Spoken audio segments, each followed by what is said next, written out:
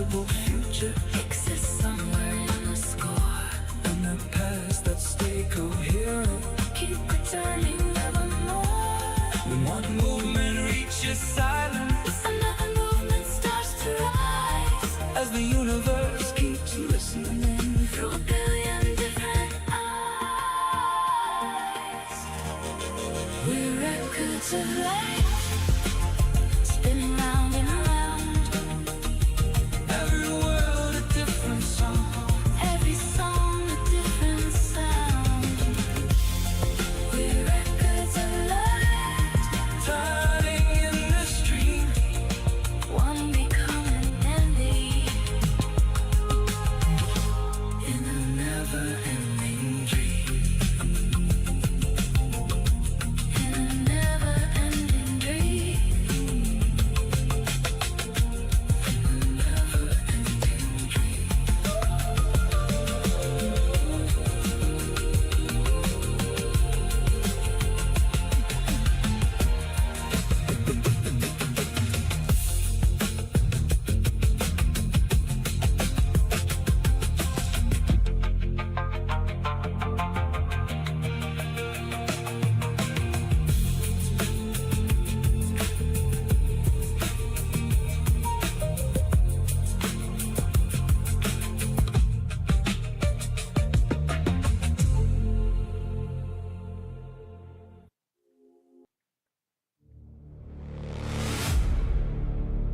Incoming transmission. Point of origin unknown. Signal detected beyond the horizon. Identity confirmed. The architect. Begin transmission. Yeah. Everybody looking at the surface, trying to call it truth. Studying the reflection, never asking for the proof. Looking at the outcome, calling at the cause. Reading all the answers, never looking at the laws.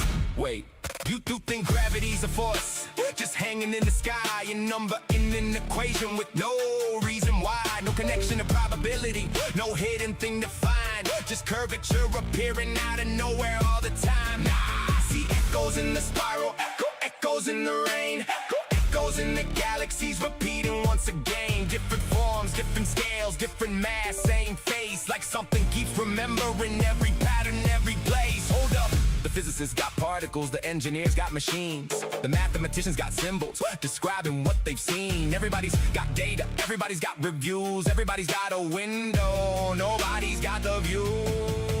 They're measuring the footprints, they're measuring the glow, they're measuring the projection, but not the thing below. Everybody loves the picture, everybody loves the view, but nobody is asking who is writing what shines through.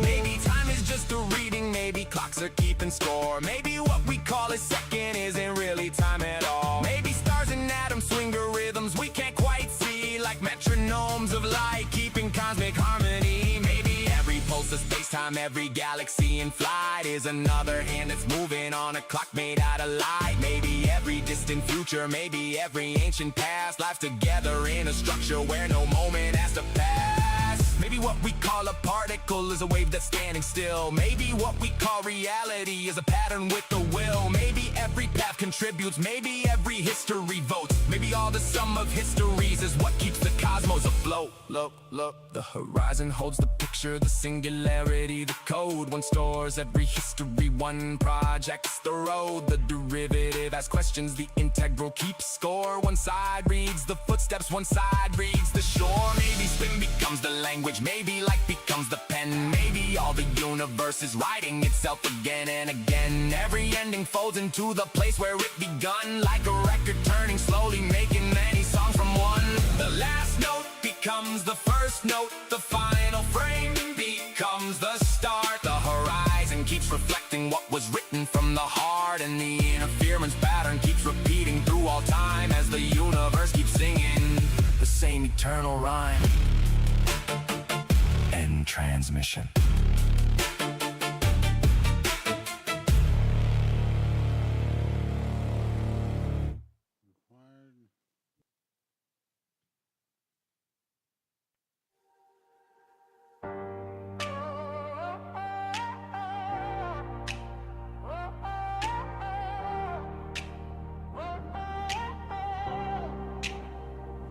was staring at the city lights, trying to make sense of space and time. Then I saw the shadows start to bend, like the universe was breathing again. Every memory was made of waves, every heartbeat echoed through the frame. Something hidden underneath it all, like a signal moving through the walls. Maybe we are more than flesh and bone. Maybe we were never here alone. Every choice becomes a frequency, every soul becomes geometry. We are light between the stars, spinning where the shadows are.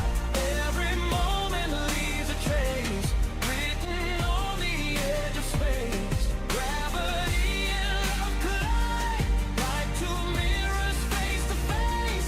We are echoes of a fire, dreaming through the human race.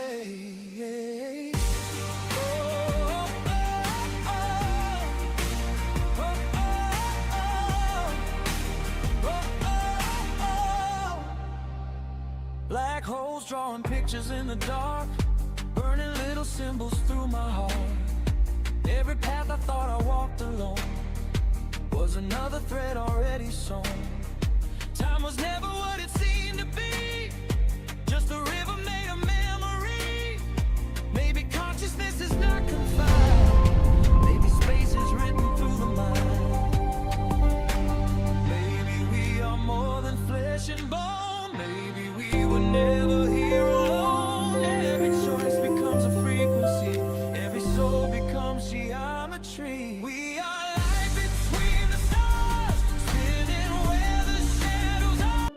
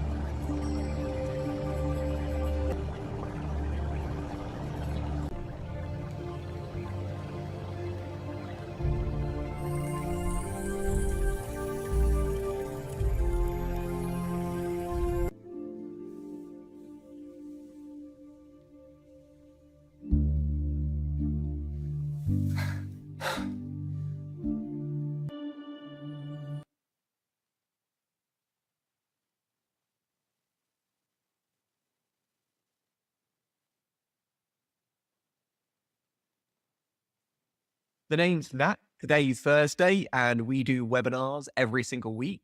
We are going to be taking a deep dive into the magical world of Savant syndrome. Now, there's two ways of looking at this. You've either got people who see it as, oh, idiot syndrome, which it was originally known as, and then you've got the other people who see it as the genius syndrome. Both of these are incorrect. We often talk about the spiky profile here at Exceptional Individuals, and this is appreciating the fluctuation of abilities. So neurotypical people are quite borderline with their skill set. There's a bit of wobble. Neurodiverse people, you might be really good at one thing, not so good at another thing, really good at something else, and you see it quite spiky. Now, Savant syndrome, this is really interesting because your spikes are they are ridiculously high, but the disadvantages really noticeable. So before you think, yes, X-Man, sign me up, dip me in radioactive waste or however you get Savant syndrome, it's not all it's cracked up to be. And there are different types. We've got neurodevelopmental savants, we've got acquired savants, and we've got ones we're not even aware of. We've got lots of things to investigate today. Now, typically, we talk about dyslexia, dyspraxic, autism, ADHD. Today, I would say Savant syndrome is more closely related to autism, but do not let that fool you because you can absolutely have Savant syndrome and not have autism. You're just more likely to also have autism. Here's me. I know nothing about Savant syndrome, so forget about all my credentials. I had to learn this all from scratch, but it's something that I find really fascinating and interesting. I am not a Savant. I wish I was, but no. As we go along today, maybe some of you might think, oh, I wish I was one. And then you might realize, I'm glad I'm not. There's always trade-offs. Here's our team. You got myself today, and you've got April. Got a friendly bunch. Now, our last webinar was, do I have developmental coordination disorder, aka dyspraxia? We were looking at dyspraxia from a bit more of a clinical perspective and the signs, characteristics, symptoms, traits, all this lovely stuff that you might have if you were dyspraxic. And we're looking at all different kind of avenues and viewpoints. If that's something you think that sounds interesting, I have 32 minutes and 54 seconds to entertain myself. Then go on our YouTube channel. Savant syndrome. What is it? This image is normally what we refer to when we talk about gifted. You've got to have, first of all, above average intelligence. Now, this is already a bit broad because intelligence is so wide. What happened if you were really above average in some areas, but really below average in others? Does that still count? Task commitment. How are you able at actually seeing things through? And creativity. And if you get all these three together, ideally, you've got a gifted individual. Now, people can either start off quite average or below average even, and then become gifted. People may be gifted from an early age and it might simmer out, or you might be gifted all the time. It is, again, a broad spectrum. Now, here are a couple of terms, just so we're all on the same page. I normally say potential new terms, but let's be real, I'm sure a lot of you haven't heard of these, so I just put terms. Now, all of this stuff was done from loads of research. Don't bother reading it. It's made for ants, but I assure you it's being referenced. So first of all, we got Savant syndrome. Exceptional skills in those with developmental disorders. Now, this is going to be interesting because that is the term, developmental disorders. As we go on, we'll realize that's not always the case. Then we got a prestigious savant, keep it pronounced prodigious savant. This is your genius level abilities. This is super rare. So autism's fairly rare, not really that rare. Then Savant syndrome, really rare. And then prodigious, or whatever, genius level savants, really rare. So we are talking about a condition. We'll go over the exact numbers and why we don't actually know them soon. But this is extremely rare. We got the talented savant. So these are the ones that if you were to know someone who has savant abilities, you're probably going to be on this one. Notable skills. They're just a little bit below genius level, but you know what? They're definitely smarter than the average bear. They've got some skills. We have a splinter skills, highly developed skills in savant. So it doesn't mean that you're an all-round bona fide genius, but you might be exceptionally talented in, say, art or music, like one area where you have put all your eggs in that basket. We got the autistic savant, and this is a different category because once again, you do not have to have autism in order to have savant syndrome, but you will see it is quite likely if you were. So extraordinary abilities in individuals with autism. The last one, which I think is also really interesting, acquired savant syndrome. That's the one that we're looking at. It's acquired savant syndrome. So this is development of savant skills after a brain injury. And this actually can happen in most neurodevelopmental conditions. There is often an acquired counterpart. So acquired dyslexia, acquired autism, acquired ADHD. It's not actually that same condition or syndrome or way of thinking, but it has the same output or it displays very similar. It's just the way that the brain got to that is a different route. So hopefully I'll show you some lovely case examples today of different savants throughout the eras. you'll notice there's not that many. Like over the last few hundred years, we could probably count them on a couple of hands. So extremely rare. First of all, what comes to mind when you think of a salmon? Are there any words that kind of pop into your brain straight away? Or maybe you never heard of the term? I'm asking this just so we understand, I think, a little bit about stigma. Now, stigma can be good or bad, but it's our preconceived ideas about what something is before we started to learn. Oh, savage. I can see why you might think that. The Good Doctor. Yes. You know, I still haven't seen that, but I do. The actor, he plays, who's a serial killer in Psycho, Norman Bates. He's quite good in that, actually. He also shows a lot of autistic characteristics in that. I don't like that association, but still, he's been typecast. Rayman, yep, absolutely. What a great film that was. The big question is, was it overall positive for Savant syndrome and the autistic community, or was it more damning? I think there's pros and cons you can take from both of that. Okay, genius, yep. Genius that is a word which I think it's a double-edged sword, isn't it? We all want to be geniuses, but it does come with trade-offs. Innate abilities and Rayman twins. Well, Rayman twins, I'm going to talk about a bit later, but it's really fascinating because Rayman was based off an actual individual, Kim Peeks, but the Rayman twins were two females twins. And we'll realize that's extremely exceptional because 9 out of 10 Savants are always male. Why? We don't know. There has never been Savant twins before until the Rayman twins, which are two female twins. So they are beyond rare. I make them sound like kind of shiny stones. We have never had that type of individual before, or individuals. Gregory says, I thought it was someone being unbelievably innately skilled and talented at one thing. What exactly is Savant syndrome? The Britannica says Savant syndrome is a rare condition wherein a person of less than normal intelligence or severely limited emotional range has prodigious intellectual gifts in a specific area. Now, whether or not this definition I agree with completely from doing this research, I'll leave it open in the air because I think it can be way more broad. But the interesting thing is how it says here, how can you be less than normal intelligence and still be a genius? Because you will notice that a lot of these people have severe learning challenges. Like most individuals on the list that we're going to be looking at were not able. This really isn't what I'm looking for.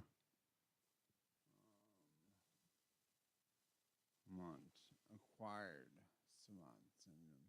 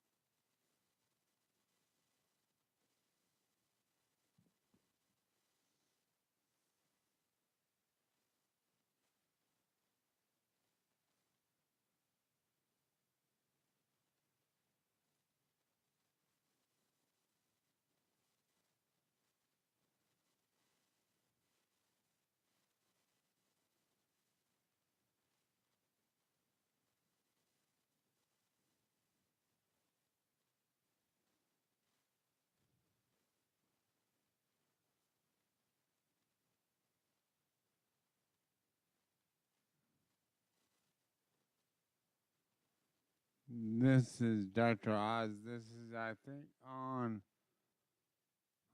Jason. So we're gonna.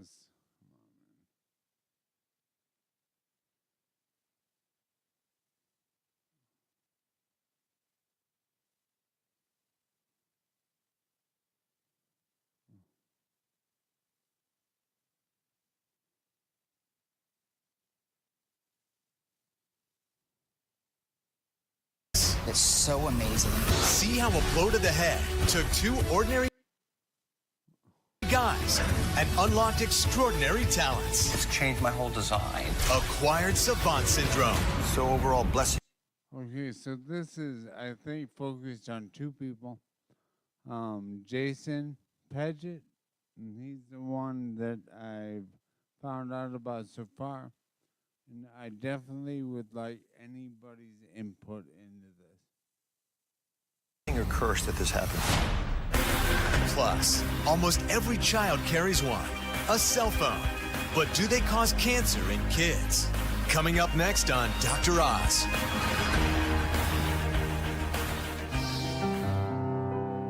Today, meet two of only 30 known people in the world who have experienced one of the most fascinating conditions of the human mind. These otherwise ordinary guys unlock extraordinary talent, abilities they've never shown before as a result of traumatic injury to the brain. Find out how a blow to the head can miraculously result in brilliant musical or mathematical abilities. The human brain. Unique. So what we're talking about here is we're talking about humans that gained higher knowledge because of what was already in them.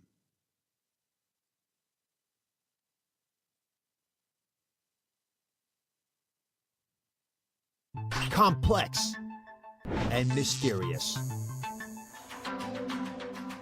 But when the brain is subjected to trauma, the consequences can be disastrous or, in rare occasions, amazing. Cases like Alonzo Clemens, who suffered a brain injury as a toddler and acquired the ability to sculpt any creature down to the tiniest detail. Or Pippa Taylor, who got a concussion after a fall down a flight of stairs and developed the spontaneous talent to draw expertly.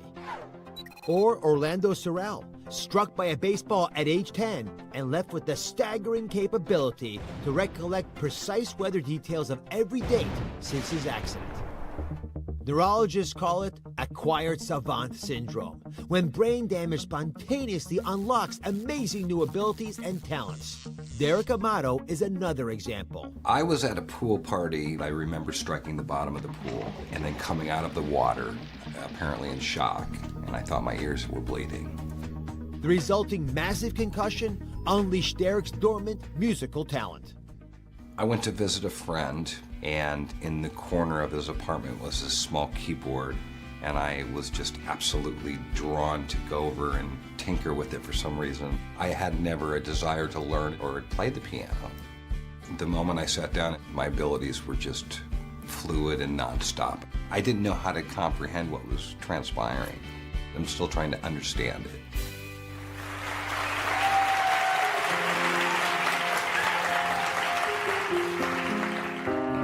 So what I'm interested in here is, where do they see that this came from?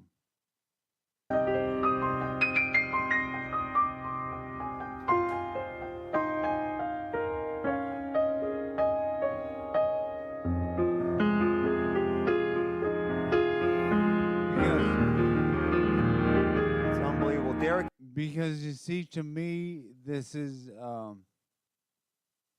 proof without reason that there is a God, that He is interested in our lives, and that we're more than what we seem to be.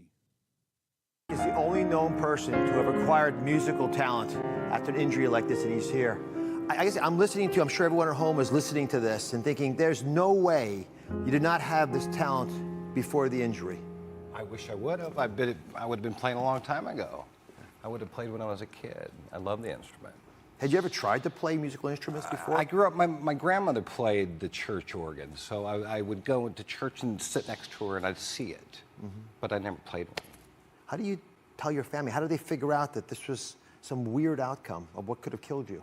Well, the hard part about it is after you hit your head and you've had head trauma, they already think you're a little goofy anyway, so to wake up a week later and tell them that I'm playing piano is like a little intense. So I had to give it some thought. And how did they deal with it when they finally realized you actually have this incredible talent. My mother, actually asked my mom to go to the music store. I was visiting her on holiday. And we went to the music store. We sat down on the digital piano. I had the salesman turn it on. My mom sat there, I played. She started crying. I played for 10 minutes maybe. The salesman come over and tried to sell me the piano and asked how long I'd been playing, and I said about 5 hours. And he obviously thought I was nuts again. 5 hours after realizing you could play. So you had a career. You're in the corporate world. I was a trainer in corporate America in telecom, and then I worked in the fighting industry for years before that. And how has this changed that trajectory? It's kind of changed my whole design. Everything's different. I lost half my hearing, 30–40% this year when I hit. My memory is terrible. I think it's made everything just more electric. I'm still a fairly normal guy. I just think everything's just electric. So you lost hearing, just to be clear, but you gained an amazing ability to create things that we hear. Sort of Right. paradoxical. So overall, blessing or curse that this happened? So he thinks things are more electrical. So realizing that we're electrical beings, like there's something to think on. By far a blessing. I think it's become a voice of inspiration, of faith, of hope. Well, stay put for 1 second. I want you to meet somebody. While Derek, of course, has this remarkable acquired talent and he sees it as a blessing, not everyone diagnosed with this condition feels the same. I want you to meet Jason, who is struggling to come to terms with his new mathematical genius.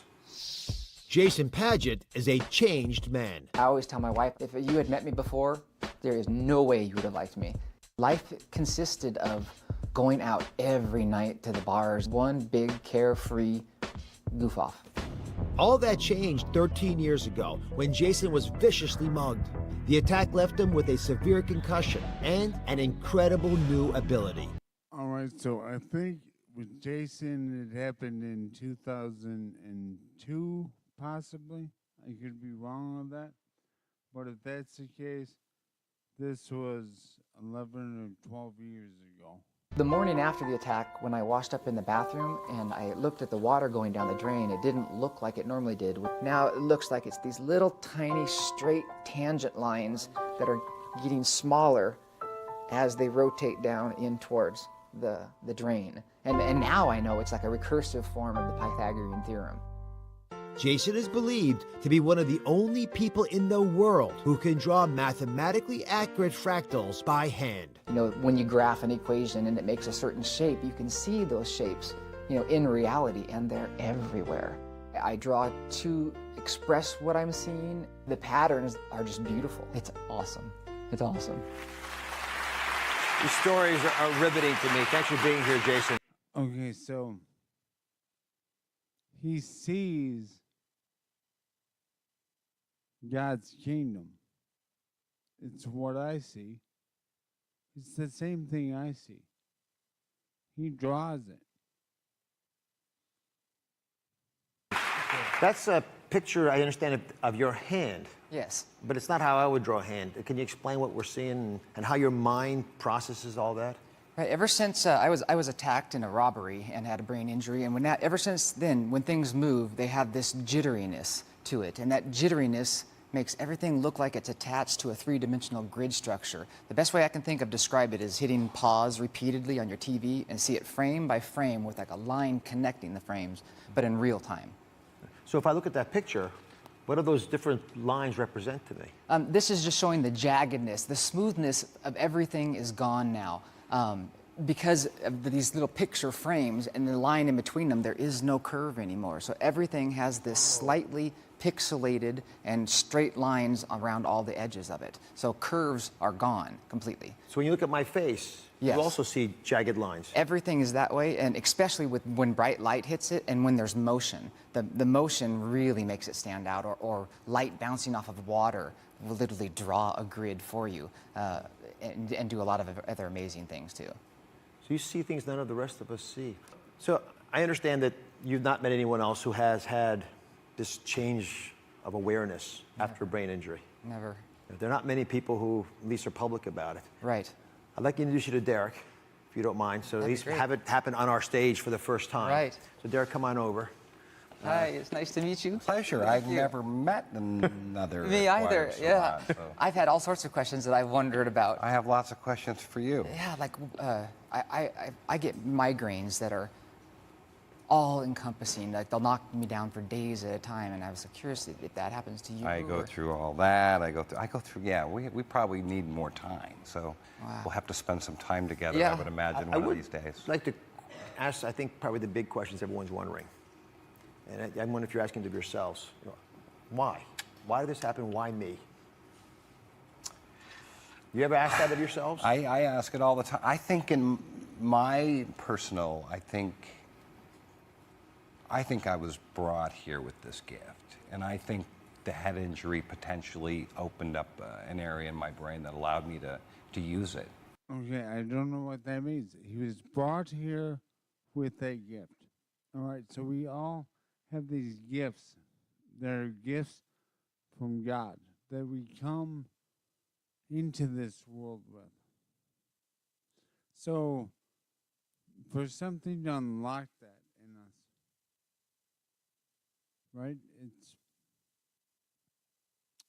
It's beyond our comprehension. That's how I look at it. Yeah, and for me, I look at it like as what happened to me. It was chance for me, you know, that I was that person that just happened to get hit in the right way.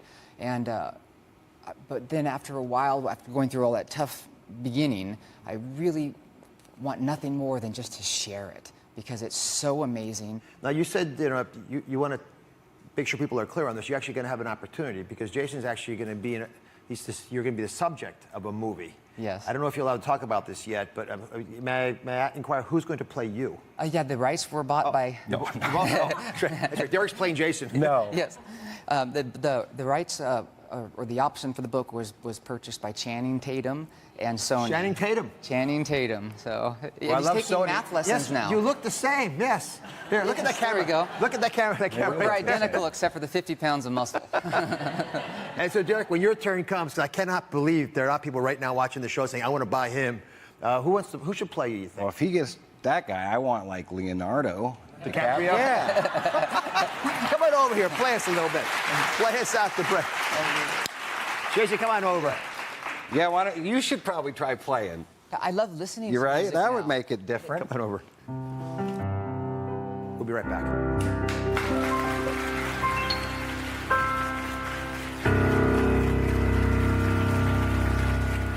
Coming up next, an entire generation has grown up with technology. Could smartphones really be causing cancer in your kids?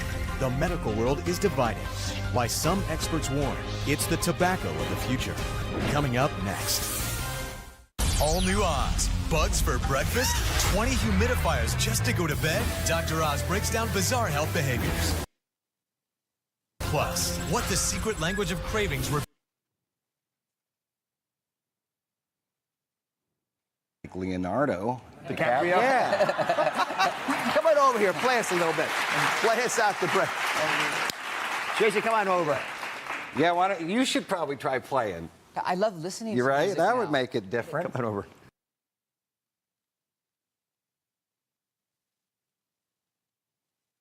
If Gage showed us how brain damage can change who we are, acquired savant syndrome reveals something way weirder: how getting your brain scrambled can sometimes unlock superhuman abilities you never had before. Take Jason Padgett. In 2002, he was just a regular dude, furniture salesman, college dropout, zero interest in math. Then, one night, outside a karaoke bar, he got jumped. The brutal attack left him with a severe concussion and PTSD. But as he healed, something flat out bizarre happened. The world literally started looking different to him. Suddenly, everywhere he looked, he saw mathematical patterns, intricate geometric designs layered over everything, like he could see the matrix code behind reality. He became obsessed with pi and started hand-drawing incredibly complex fractals that mathematicians couldn't believe. I see shapes and angles everywhere in real life. Paget says. Every single little curve I see as a calculation. Let that sink in. Dude goes from math hater to mathematical genius because someone hit him in the head. His doctors called it acquired savant syndrome with synesthesia. His brain injury rewired connections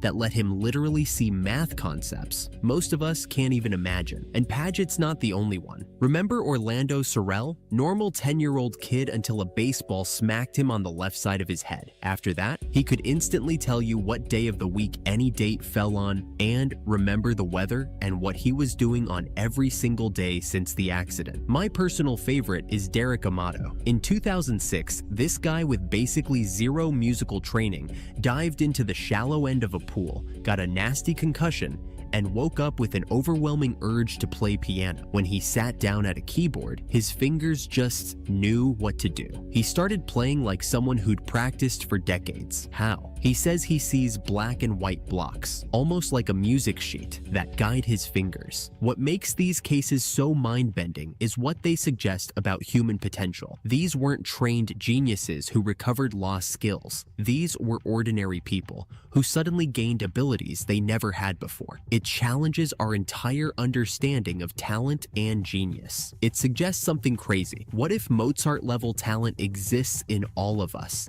just locked behind neural wiring we can't normally access? What if the next math genius or musical prodigy is just one, very specific, brain injury away? 2002 में Jason Padget नाम के आदमी को बार के बाहर 2 लोगों ने बहुत पीटा। ब्रेन में इंजरी हुई, कंकशन भी हुआ। लेकिन जब वो ठीक हुआ तो उसके ब्रेन को एक सुपर पावर मिल गई। वो मैथ अच्छे से करने लग गया, वो डिजाइन अच्छे से समझने लग गया और अच्छा आर्किटेक्ट भी बना। तो क्या आपके सर में चोट लगने से आपके ब्रेन को super power mill? Savant syndrome is a rare and extraordinary condition where individuals with developmental disorders, including autism, exhibit prodigious abilities.